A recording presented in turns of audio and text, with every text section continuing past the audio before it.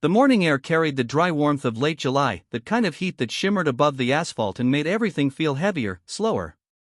Outside the Cedar Ridge post office, the American flag stirred lazily on its pole, half-heartedly catching a faint breeze. Inside, the air was cool and still, filled with the muted hum of fluorescent lights and the faint scent of paper, ink, and packing tape. Evelyn Carter straightened a stack of outgoing parcels on the counter, her practiced motions calm and measured. She'd been the postmaster here for nearly 12 years, long enough to know every regular by name, every habit by pattern, and every small-town quirk by heart. Cedar Ridge wasn't big, a collection of cul-de-sacs and pine-lined streets, the kind of place where gossip spread faster than Amazon deliveries. And nothing spread faster than talk of the Homeowners Association. The HOA for Willow Creek Estates, the largest neighborhood in town, was notorious. Petty disputes over mailbox paint, grass height, and fence color were weekly events. And at the center of every controversy stood Karen Whitmore, the self-appointed queen of order. Evelyn had dealt with her before: misplaced mail complaints, alleged tampering, even a claim that a carrier's shoes scuffed her driveway. But that Tuesday morning, as the clock struck 9:15 a.m., something in the way the front door opened told Evelyn that this visit would be different. The bell above the door chimed, and Karen strode in like she owned the place. Red blazer, oversized sunglasses, a stack of manila folders pressed tight to her chest. Her heels clicked sharply across the tile, echoing with the rhythm of self-importance. "Good morning, Mrs. Whitmore," Evelyn greeted, her tone even. Karen removed her sunglasses with a practiced flourish. "Postmaster Carter," she said, emphasizing the title like it was a word she'd memorized for courtroom use. "We have a problem." Evelyn offered a patient smile. "What sort of problem?" Karen laid her folders on the counter, fanning them open as if she were about to present evidence. "The HOA has been experiencing significant delays in receiving community mailings. Notices, invoices, correspondence from residents, all arriving sporadically, some not at all. I've had enough. I've come to resolve it personally." Evelyn folded her hands calmly. "I see. Have you filed a missing mail report?" Karen leaned closer, lowering her voice. "I don't think you understand, Ms. Carter. As HOA president, I am authorized to collect all incoming mail addressed to Willow Creek Estates." Evelyn blinked slowly, making sure she'd heard that right. "You want to collect everyone's mail?" "Yes," Karen said, unfazed. "I'll handle distribution myself. That way, nothing gets lost, and I can ensure accountability. I'll need access to the HOA's mail and to any mail addressed to the community office and possibly to certain residents, if it pertains to HOA business." Evelyn's polite expression didn't move. Inside, though, she felt a familiar flicker, the one that came before trouble. "Mrs. Whitmore," she said carefully, "federal law prohibits anyone from handling another person's mail without authorization.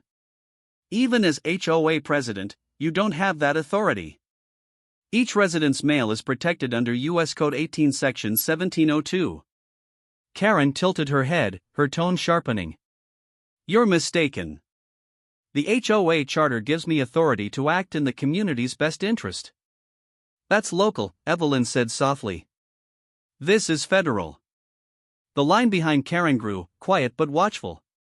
A young mother rocked her toddler in one arm, pretending not to listen. An older man holding a parcel gave a low whistle. Karen glanced back, catching their looks, then turned forward again, her pride stiffening her spine. "You're making this unnecessarily difficult," she said. "If you can't cooperate, I'll have to escalate this matter to your superiors." Evelyn inhaled slowly through her nose, counting. 1, 2, 3. She'd dealt with plenty of difficult customers, but Karen's brand of authority was different, entitled, deliberate, and dangerously confident. Evelyn could already feel her pulse tightening at her temples. "I'm afraid," she said finally, "there's nothing more I can do. If you'd like to file an inquiry, I'll provide the form." Karen snatched the pen from the counter. "Fine.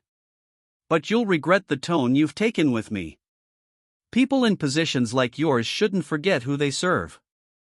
Evelyn raised an eyebrow. "I serve the U.S. Postal Service, Mrs. Whitmore. Not the HOA." The room held its breath.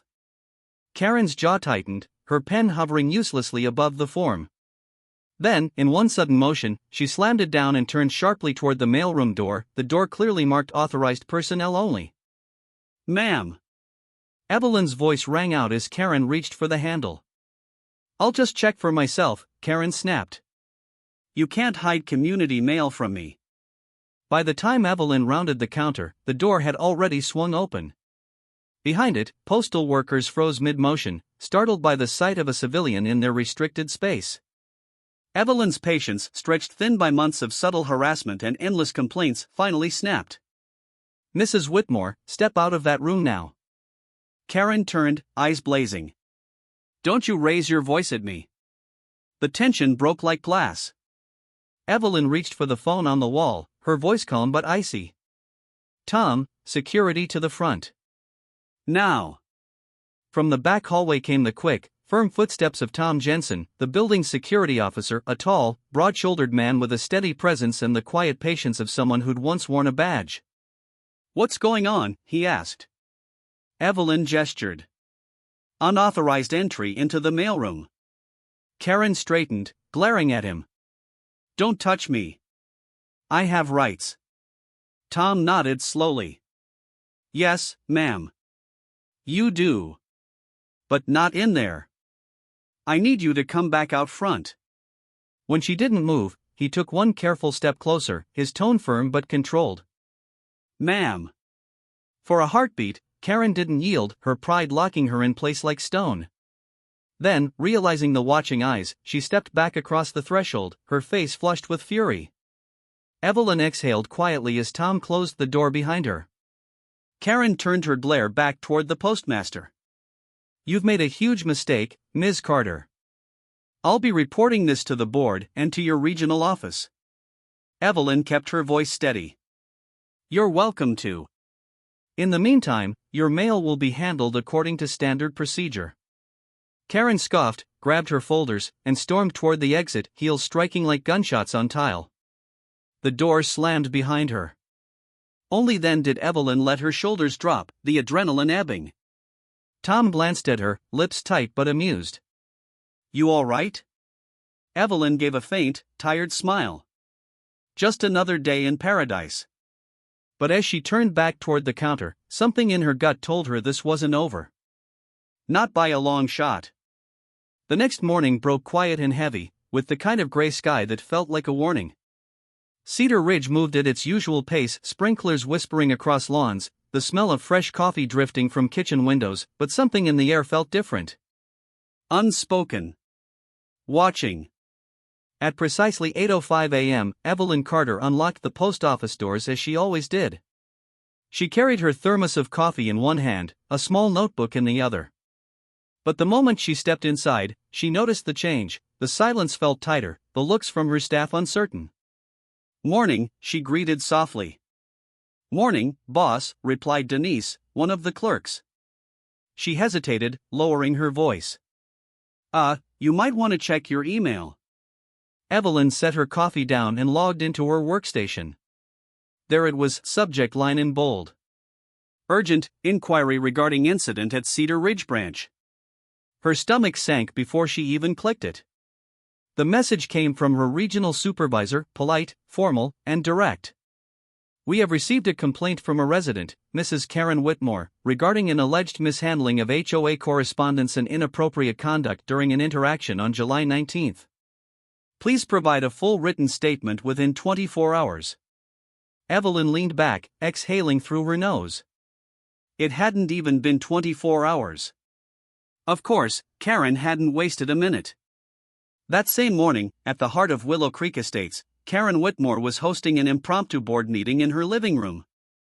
The blinds were half closed, the air conditioner humming steadily, and a tray of pastries sat untouched on the coffee table. Around her sat 3 other board members, Linda Marsh, Jerry Porter, and Ben Harris. Karen stood near the window, pacing. "The nerve of that woman," she said, voice clipped. "Speaking to me like I'm some random busybody. The post office exists to serve this community, and she's treating me like a criminal." Linda, a thin woman with nervous eyes, nodded hesitantly. "Maybe she was just following policy, Karen." You know how strict they can be. Policy? Karen snapped. Policy doesn't give her the right to humiliate me in public. Ben Harris shifted in his seat. He was quiet, in his 40s, a project manager who had only joined the HOA board 6 months ago. He'd already seen more drama than he'd signed up for. Did she actually stop you from going in? He asked. Karen turned sharply toward him. She called security, Ben. Like I was a threat. In front of everyone. Ben hesitated, trying to keep his tone neutral. Yeah, that's rough. But, the mailroom's technically off limits to the public. Federal building and all. Karen's lips pressed into a thin line. You sound like her. Jerry, an older man with a slow drawl, cleared his throat. What exactly do you plan to do, Karen? Karen straightened, her voice brimming with self-assurance. We escalate. I've already filed a complaint to her district manager and CC'd the county council. If they don't take action, I'll go to the local paper. The community deserves accountability. Ben met her gaze, steady. Or we could just let it go. She turned on him. Let it go? That woman embarrassed me. She questioned my integrity. Ben held up his hands. I'm not saying you're wrong, but if this turns into a public thing, it'll backfire. People already think the HOA's too controlling. Karen's eyes flashed. Then maybe people need reminding why structure matters. The room fell silent. Outside, the sprinklers clicked on, breaking the tension with the soft rhythm of water against grass. Ben glanced at his phone, already vibrating with a new message from a neighbor. The story had leaked. Someone who'd been in line yesterday had posted on the Cedar Ridge community board on Facebook. HOAKaren tried to take everyone's mail. Postmaster had to call security. Within hours, the post had hundreds of reactions and comments. Most weren't flattering. By noon, Evelyn's post office phone rang nonstop. Curious residents asking questions, journalists fishing for details, even a few prank calls.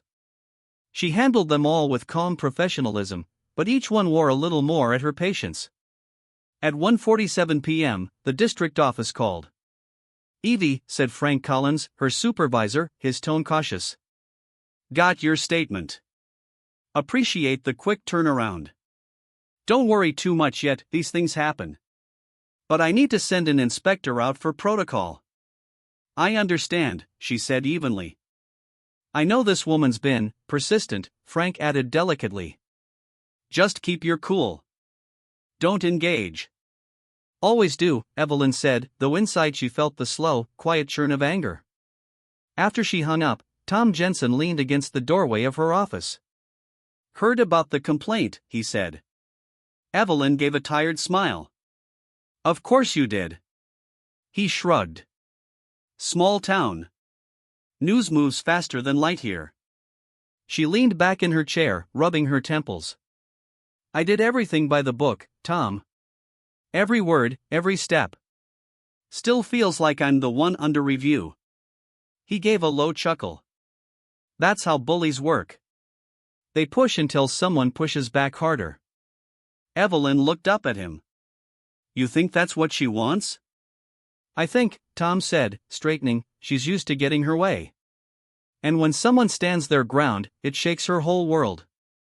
By evening, the situation had spiraled.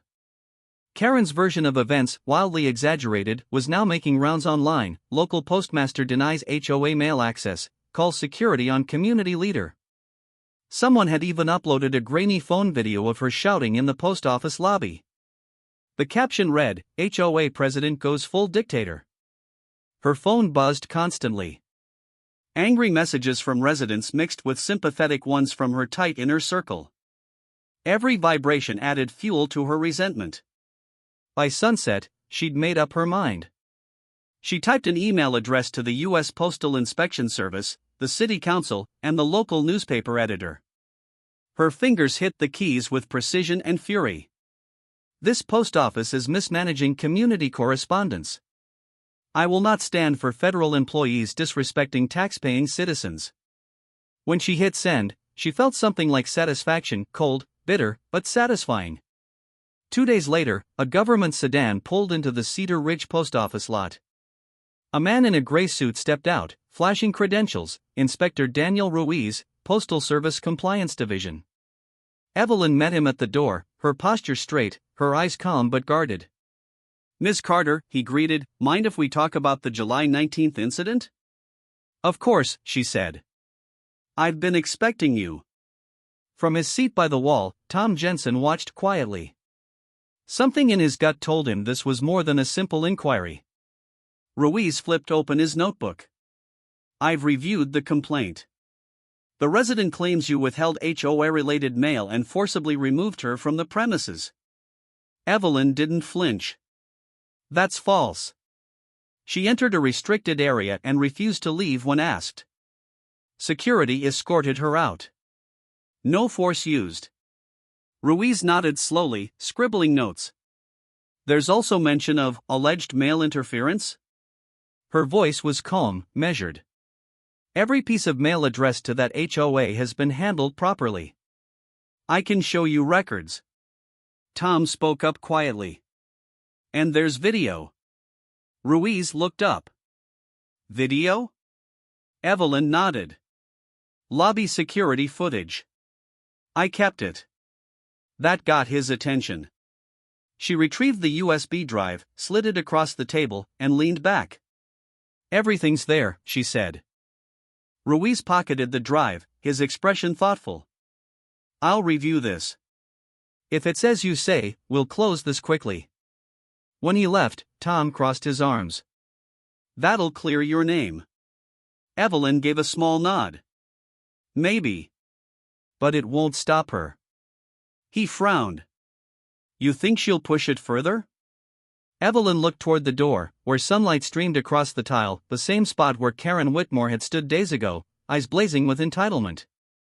"Yes," she said softly. "She's not done yet. Not until someone makes her see she's wrong." And somewhere across town, in her immaculate kitchen, Karen was already drafting her next move. Because to her, it wasn't over either. Not even close. The following week, Cedar Ridge buzzed with tension. You could feel it in the supermarket aisles, hear it in the chatter at the cafe, even see it in the careful way neighbors waved from across driveways. The post office incident, as people had started calling it, had divided the town cleanly in two: those who believed Karen Whitmore was standing up for the community, and those who thought she'd finally gone too far. Evelyn Carter had learned to ignore the whispers. Mostly. She spent her mornings focusing on the steady rhythm of her work, sorting, signing, scanning, moving through her routines like clockwork. But even as she kept her composure, she could feel the fatigue settling deeper. Every time she walked past the counter where Karen had stood, that faint tremor of irritation flared again, like a scar that hadn't healed. The incident report from Inspector Ruiz had not yet arrived. Every day without an answer felt heavier. At noon, the back door opened. Tom Jensen stepped inside, carrying 2 sandwiches and a small paper bag. "Lunch," he said, setting them down. "You look like you skipped breakfast." Evelyn smiled faintly. "I might have." He slid into the chair across from her, unwrapping his sandwich. "You know, I've worked in small towns my whole life," he said. "I've seen this pattern before." "Pattern?" she asked. "Someone gets a little power," he said, shrugging. "Uses it like a weapon. Usually burns themselves out before they realize no one's following them anymore." Evelyn gave a soft laugh. "Let's hope so." But before she could take another bite, the front bell rang, sharp, insistent. She glanced at the clock, 12:32. Her staff were still at lunch. She stood, brushing the crumbs from her sleeve, and walked toward the lobby. When she saw who was waiting, she stopped cold. Karen Whitmore. She was dressed sharply again, though there was something off this time. The edges of her perfection had frayed. Her lipstick slightly smudged, her folder thicker than before. Her smile was tight, rehearsed. "Good afternoon, Ms. Carter," Karen said, her tone sugar-coated. "I'm here for a civil discussion." Evelyn's voice stayed even. "Mrs. Whitmore, you're aware that you're not permitted past the front counter." Oh, of course, Karen said, waving her hand. I'm not here for drama. I've spoken with the postal inspector, and I believe we've come to an understanding. Evelyn tilted her head slightly. Have you? Karen smiled wider, placing her folder on the counter. I've compiled all the instances of delayed or misdirected HOA mail over the last 6 months. I've also gathered signatures from residents concerned about your office's performance. If the Postal Service won't take my word seriously, perhaps public pressure will. Evelyn's eyes stayed on her, calm, steady, unblinking. You're threatening me with a petition? I'm seeking accountability, Karen said, her voice hardening. You embarrassed me in front of this community. You crossed a line. Evelyn's reply came quiet and measured. The only line crossed that day was the one marked authorized personnel only. Something flickered in Karen's expression, a flash of temper beneath the polished exterior. Do you really think you can talk to people like that? Karen hissed. You're a public servant. Evelyn folded her arms. And you're a private citizen. Both come with responsibilities. Behind them, Tom had stepped quietly into view, arms crossed, his presence filling the doorway like a silent wall. Karen saw him, hesitated, then straightened. You know, I've spoken to the Cedar Ridge Gazette. They're running a story tomorrow. Evelyn nodded slightly. I'm sure they are. Don't you even care what people think of you? Karen asked. Evelyn really looked at her, and the exhaustion in her eyes softened into something like pity. Mrs. Whitmore, she said gently, I care about doing my job right. That's all. You can write every letter you want, but it won't change the facts. Karen blinked, taken aback by the calmness in her tone. For a moment, she looked lost, unarmed, uncertain. Then her pride caught up again. You'll regret this, she muttered. You think you're protected behind that counter, but you'll see. People don't like being made fools of. Evelyn's voice didn't rise. It didn't need to. Then stop making yourself one. The words landed like a quiet hammer. Not loud, but final. For a long, thin second, Karen didn't move. The air seemed to thicken between them. Then, with a sharp inhale, she snatched up her folder and spun toward the door. But when she pulled it open, she froze. Standing outside were 2 men in suits, one of them Inspector Ruiz. Mrs. Whitmore, Ruiz said, stepping forward. Perfect timing. We were hoping to speak with you. Karen's face paled. About what? Ruiz held up a printed letter, one of her recent complaints, stamped with the U.S. Postal Inspection Service seal. About the content of your communications. We reviewed your statements and the video evidence. There are discrepancies that require clarification. Discrepancies, she repeated, voice tightening. False statements submitted to a federal agency, Ruiz said, his tone professional but firm, are taken very seriously. The room went utterly silent. Karen's bravado faltered. I was only trying to. Please step outside, ma'am, Ruiz said evenly. We'll discuss this privately. As she hesitated, Tom quietly opened the door wider. She looked between him and Evelyn, her face flushing red with humiliation. For the first time, she had no words. Finally, she walked out, the click of her heels sounding slower, heavier than ever before. Ruiz paused at the threshold, turning back toward Evelyn. Thank you for your cooperation, Ms. Carter. I believe this matter will be resolved shortly. Evelyn nodded. I appreciate that. When the door closed behind them, the quiet returned, the hum of the lights, the faint buzz of the ceiling fan, the muted rhythm of normalcy. Evelyn let out a long breath she hadn't realized she'd been holding. Tom gave her a small smile. You handled that better than I would've. Evelyn chuckled softly, her voice steady again. You don't win arguments with people like her. You just outlast them. He nodded. Guess she finally hit a wall she couldn't talk her way through. Evelyn picked up the phone on her counter, it had been blinking the entire time. A new voicemail from Frank Collins. Evie, just got off the call with Ruiz. You're cleared completely. Officially closed. Great work holding the line. She hung up and stared at the handset for a moment, the tension melting from her shoulders. Outside, the clouds were breaking, sunlight filtering through, washing the glass with gold. For the first time in a week, the post office felt like itself again. She turned to Tom. "You know," she said, smiling faintly, "maybe this really is paradise after all." He laughed. "Only if you don't check Facebook." That weekend, the Cedar Ridge Gazette printed its story, but not the one Karen had promised. The headline read, "Postmaster vindicated after HOA president files false claims." The article detailed the investigation's findings, the video evidence, and the legal reprimand issued to Karen Whitmore for filing false federal reports. It was factual, restrained, but it told the truth. By Monday morning, the story had spread faster than the rumor that started it. Neighbors began to see Karen differently, not as the fierce defender of the neighborhood, but as someone who'd let her authority curdle into obsession. Her control over the HOA began to crumble, 2 board members resigned, and at the next meeting, a quiet motion was raised to remove her as president. Ben Harris seconded it without a word. As for Evelyn Carter, she returned to her quiet routines, morning coffee, mail sorting, a hum of normalcy. But something in her had shifted. Not bitterness, not pride, just certainty. The reminder that standing firm didn't always mean shouting louder. Sometimes, it meant holding the line and letting truth do the rest. That Thursday afternoon, as she locked the office doors for the day, she caught a glimpse of herself in the glass, calm, steady, unshaken. Behind her, the American flag fluttered in the fading light, the air soft and still once more. For the first time in weeks, Cedar Ridge was quiet again. And that, Evelyn thought with a small smile, was all the order the town needed.